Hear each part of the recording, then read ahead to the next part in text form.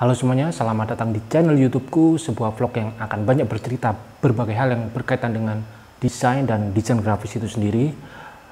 Dan saya bukanlah seorang ahli ataupun seorang pakar di bidang desain grafis, desain komunikasi visual, branding hingga marketing, namun saya hanyalah seorang pembelajar seumur hidup.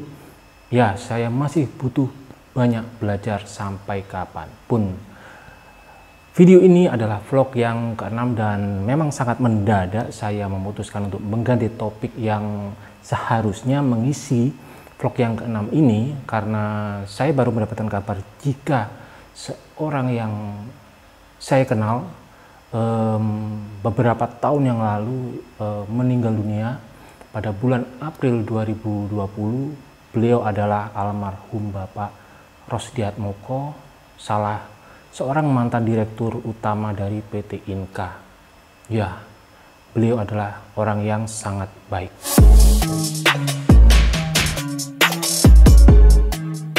Sebagai seorang desainer dan pebisnis di bidang desain, tentu saya pernah berada di titik terendah hingga titik yang tertinggi seperti manusia pada umumnya. Kejadian semacam itu tidak hanya terjadi sekali atau dua kali saja, namun berulang kali. Bahkan saya baru saja mengalaminya pada beberapa minggu yang lalu, dan alhamdulillah Allah memberikan pertolongan yang luar biasa hebat pada beberapa hari yang lalu. Dan saya membuat video ini dengan harapan semoga bisa membantu teman-teman yang sedang dalam kondisi yang sangat terpuruk dan sedang berada pada titik terendah. Jangan berputus asa, karena sesungguhnya Allah sedang menunggu doa-doa kita. Cerita ini terjadi pada 11 tahun yang lalu. Ya, kejadiannya memang sudah sangat lama. Jadi mungkin ada beberapa cerita yang terlewatkan. April 2009, saat itu untuk pertama kalinya saya merasakan berada di titik yang terendah. Benar-benar dalam kondisi yang sangat terpuruk, tidak ada satupun proyek desain yang saya kerjakan. I have no money at all. Singkatnya seperti itu. Sedangkan saya juga harus menafkahi seorang istri dan seorang anak yang berusia 1 tahun. Bagi teman-teman yang sudah menikah dan mempunyai anak, tentu bisa membayangkan bagaimana pusingnya diri kita sebagai kepala keluarga jika berada dalam kondisi yang seperti itu. Pada saat itu, setiap hari saya selalu mengharapkan keajaiban, menguatkan diri saya dan istri saya. Apakah saya sudah ikhtiar? Tentu saja sudah. Saya sudah menghubungi beberapa klien, namun mereka masih belum membutuhkan jasa dari studio desain saya. Ya, saya bukan seorang yang sangat religius, tetapi saya tahu jika Tuhan belum menghendaki, sekeras apapun usaha yang kita lakukan, bahkan hingga berdarah-darah sekalipun, percayalah usaha itu tidak akan menuai hasil. Pada satu malam, setelah sholat Isya, aku duduk sendiri di teras rumah, berpikir, apa yang harus saya lakukan supaya bisa menghasilkan uang dalam waktu singkat. Pada saat itu saya membayangkan Allah ada di depan saya dan saya memohon pertolongannya. Saya mengajukan begitu banyak pertanyaan. Ya, kalau ada orang yang lihat saya dari kejauhan, mungkin saya dipikir orang gila, kok ngomong-ngomong sendiri. Kemudian terlintas pertanyaan di benak saya. Kenapa saya tidak mengambil langkah ekstrim, melakukan sebuah lompatan besar? Toh jika pun gagal, rasa sakit yang saya rasakan juga gak ada bedanya, karena saya pada saat itu kondisinya sedang sakit. Teman-teman mungkin gak percaya dengan apa yang saya lakukan pada saat itu. Saat itu saya mencari alamat email direktur utama dari berbagai perusahaan menggunakan Google, dan entah kenapa saya terpikir mencari alamat email direktur utama BUMN. Mungkin pada saat itu Allah sedang menuntun saya. Penjelajahan saya di Google semakin jauh dan semakin dalam, hingga entah bagaimana saya bisa menemukan sebuah halaman website yang berisi cukup banyak alamat email direktur-direktur utama dari berbagai BUMN. Saat itu mata saya tertuju pada sebuah BUMN yang berada di kota yang jaraknya lebih dari 160 km dari Surabaya. Perusahaan itu adalah PT Inka dan tercantum alamat email direktur utamanya yaitu Bapak Rosdiat Moko. Dan masih di malam yang sama, tangan saya terasa sangat dingin Jantung saya berdegup kencang, suara hati saya mengatakan lakukan, tapi saya sangat takut untuk melakukannya. Karena yang akan saya hubungi ini nggak main-main loh, direktur utama dari sebuah BUMN. Sedangkan studio desain saya baru berusia 1 tahun. Studio desainnya kecil, karyawannya ya cuma saya aja. Belum banyak portfolio yang mentereng, belum pernah mengerjakan proyek-proyek besar, dan belum pernah sekalipun berurusan dengan BUMN. Kemudian saya buka Gmail dan masih ada perasaan ragu, takut, malu, dan nggak percaya diri. Kemudian terbayang wajah istri saya dan anak-anak saya. Sambil menarik nafas yang sangat panjang, ya nggak panjang-panjang amat, aku memberanikan diri mengetik sebuah pesan untuk Bapak Rosdiatmoko. Melalui email itu, saya memohon bantuan Pak Ros supaya kiranya jika ada proyek desain atau semacamnya, saya bisa diberi kesempatan untuk mengerjakannya. Dan saya juga mengaku kalau studio desain saya itu studio desain kecil, studio desain dari kampung, belum punya banyak portfolio, nggak punya modal besar, nggak pernah mengerjakan proyek-proyek besar. Dan sambil mengucap Bismillah, aku tekan tombol kirim.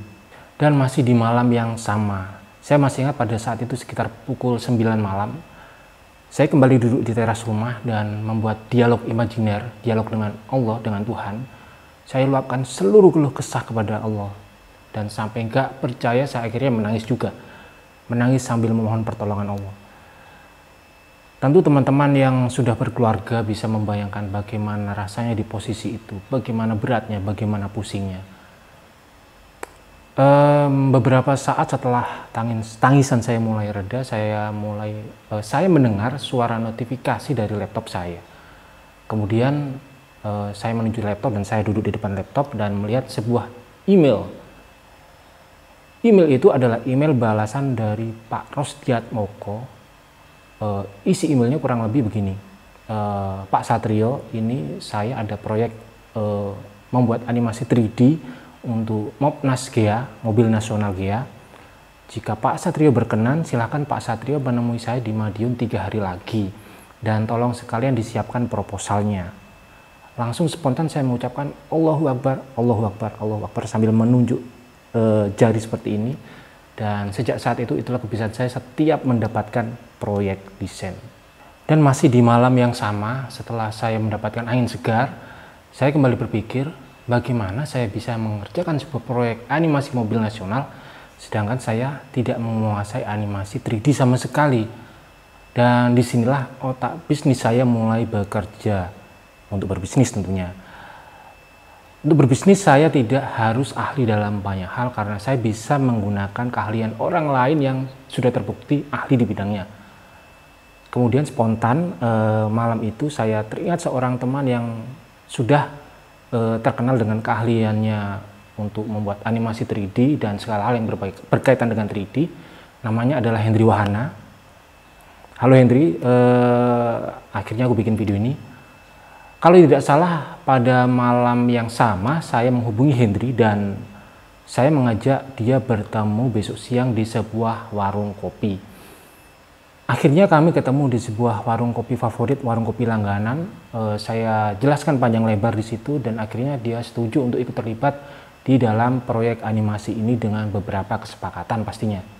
Beberapa hari kemudian saya dan Hendry berangkat ke Madiun, berpakaian cukup rapi karena saya akan menemui seorang direktur utama sebuah perusahaan.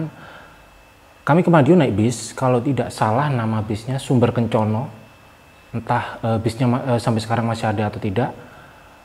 Saya bertanya ke teman saya, kamu pernah nggak ke Madiun? Dia jawab, belum. Dia balik tanya ke aku, lah kamu sendiri pernah apa enggak? Aku jawab, pernah tapi nggak pernah naik bis ke Madiun. Jadi kalau kita sudah sampai sana, jujur aku nggak tahu harus naik angkutan kota yang mana. Dan kami akhirnya saling tertawa. Ya hitungannya bodoh nekat. Mungkin teman-teman bertanya, lah kenapa nggak naik taksi aja sesampainya di Madiun? Kan saya udah bilang pada saat itu saya nggak punya uang. Jadi saya berangkat juga dengan uang seadanya. Dan begitu juga dengan teman saya. Dalam perjalanan terkadang saya tertidur, terkadang terbangun sambil melihat pemandangan, mendengarkan lagu-lagu yang dinyanyikan oleh para pengamen. Kemudian gak lama kemudian ada sebuah mobil yang membunyikan klakson ke sopir bus terus-menerus, seolah mau menyampaikan sebuah pesan atau sesuatu hal. Sayup-sayup terdengar suara teriakan, "Mas, bannya bocor mas." Padahal pada saat itu bis melaju dengan kecepatan ya cukup tinggi. Teman-teman juga tahu sendiri sumber bencana seperti apa. Sontak para penumpang mulai panik dan suasana mulai agak ramai. Sopir pun akhirnya menepikan bis sambil mengecek kondisi bannya, dan ternyata benar, bannya bocor. Dalam hatiku aku berkata, waduh gimana ini, bisa telat ketemu Pak Ros, bisa gagal ini proyeknya. Itulah yang aku sampaikan juga ke temanku yang juga kebingungan dengan situasi yang terjadi pada saat itu. Dan alhamdulillah beberapa saat kemudian ada sebuah bis yang menepi dan kedua sopir tersebut saling berbicara, saling berbincang entah apa yang dibicarakan. Ternyata seluruh penumpang dipindahkan ke bus yang baru dan perjalanan kami ke Madiun akhirnya kembali berlanjut. Sesampainya di terminal di Madiun, kami naik angkutan umum menuju PT Inka. Beberapa menit kemudian akhirnya kami sampai di depan PT Inka dan saya ngomong ke teman saya, wah ternyata perusahaannya gede yo. Dredeg aku dan kami pun akhirnya tertawa. Dengan wajah yang penuh minyak, baju yang agak basah karena keringat, kami akhirnya menuju ke pos satpam yang letaknya agak jauh dari gerbang. Kemudian saya ngomong ke Pak Satpamnya, kira-kira gini, Pak, saya sudah ada janji ketemu dengan Pak Ros. Pak Satpamnya wajahnya kebingungan, justru balik tanya ke aku, Pak Ros yang mana ya, dari divisi apa? Saya dan teman saya jadi tambah bingung, waduh ini kok Pak Satpamnya gak tahu namanya Pak Ros, gimana ini? Kemudian dari agak kejauhan ada seorang satpam yang nyeletuk, oh mungkin maksudnya Pak yang manajer divisi itu loh. Saya memotong perbincangan mereka, saya ngomong, bukan Pak manajer Pak, tapi Dirut, direktur utama.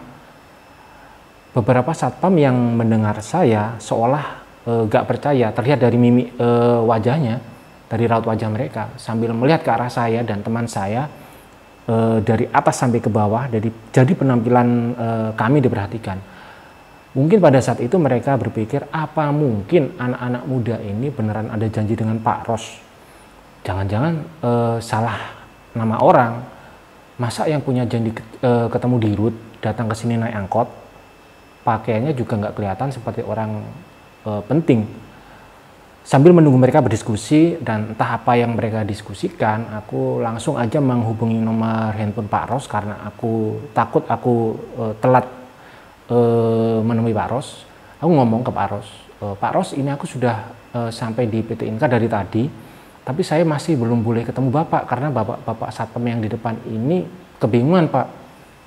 Beberapa saat kemudian seorang Satpam terlihat menerima telepon.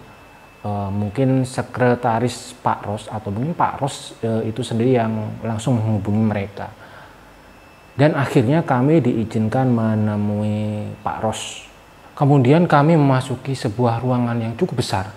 Dan pada akhirnya kami bertemu dengan Pak Ros Diatmoko untuk pertama kalinya. Sepertinya ruangan itu ruangan untuk rapat dan terlihat beberapa orang yang menemani Pak Ros. Setelah kami dipersilakan duduk, kemudian kami diminta mempresentasikan proposal kami. Ya sontak aja kami kaget karena kami nggak ada persiapan sama sekali untuk presentasi. Dan jika pun presentasi dan dipaksakan presentasi, apa yang mau dipresentasikan? Ya usia kami pada saat itu masih 26 tahun, masih sangat muda dan masih terlihat belum berpengalaman. Kemudian Pak Ros seolah memaklumi kami yang memang terlihat memang belum cukup berpengalaman dan Pak Ros bertanya, boleh minta proposalnya biar kami baca terlebih dahulu. Sebagai informasi aja, di dalam proposal tersebut juga sudah tercantum harga yang kami tawarkan untuk proyek animasi ini. Nilainya pada saat itu tergolong cukup besar atau bahkan bagi saya sudah sangat besar. Dan saya nggak enak menyebut berapa nilainya. Setelah mereka selesai membaca proposalnya, kemudian Pak Ros menyampaikan hal yang sangat penting kepada kami. Kira-kira begini. Jadi begini Mas Satrio dan Mas Hendri, sebelumnya kami sudah berdiskusi bagaimana kalau proyek animasi mobil nasional ini diganti menjadi proyek redesain mobil nasional GEA. Apa Mas Satrio dan Mas Hendri berkenan? Waduh,